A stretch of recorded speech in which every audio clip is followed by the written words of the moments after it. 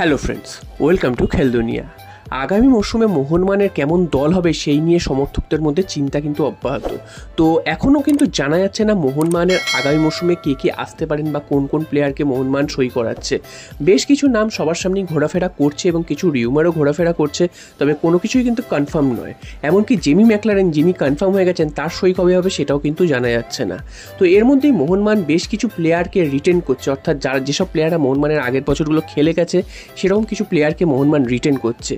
তো একজনের নাম তো তোমরা কিছুদিন আগেই জেনে গেছো, সেটা হচ্ছে দীপেন্দু দুর্দান্ত প্লেয়ার, তো তাকে তো রিটার্ন করেইছে। এছাড়াও আরও যে দুজন প্লেয়ারকে রিটার্ন করছে, প্রথমজন হচ্ছে অভিষেক সূর্যবংশী লাস্ট ইয়ারটা দুর্দান্ত ফুটবল খেলেছে এবং মোহনবাগানের জুনিয়র টিমেও তিনি কিন্তু ভালো খেলেছিলেন।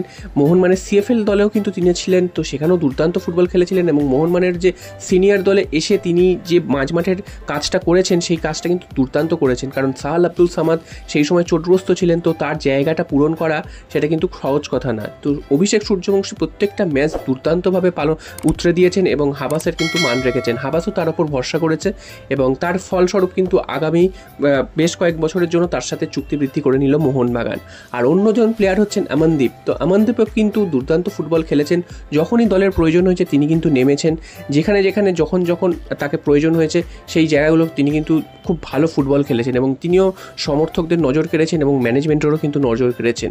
তো এই দুজন ফুটবলারকে মোহনবাগান সই করিয়ে নিল আগামী মরশুমের জন্য এবং রিটার্ন করে নিল বলা ভালো, কারণ এই প্লেয়ারগুলো কিন্তু ভবিষ্যৎ মোহনবাগানের কিয়ান নাসিরের মতন প্লেয়ারকে ছেড়ে দিয়েছে বা হামতের মতন প্লেয়ারকে ছেড়ে দিচ্ছে ঠিকই, তবে এই প্লেয়ারদের যে রিটার্ন করছে এবং ভবিষ্যতে আরও বেশ কিছু বছরের জন্য তাদেরকে সই করিয়ে নিচ্ছে, এটা কিন্তু মোহনবাগান ম্যানেজমেন্ট বা মোহনবাগান দলের জন্য খুবই ভালো খবর এবং সমর্থকরাও কিন্তু আশ্বস্ত হতে পারে এরকম ভালো খেলেছে যেসব প্লেয়াররা তাদেরকে আর রিটার্ন করছে এবং ভবিষ্যতে হয়তো এই প্লেয়ারগুলো আরও ভালো খেলবে।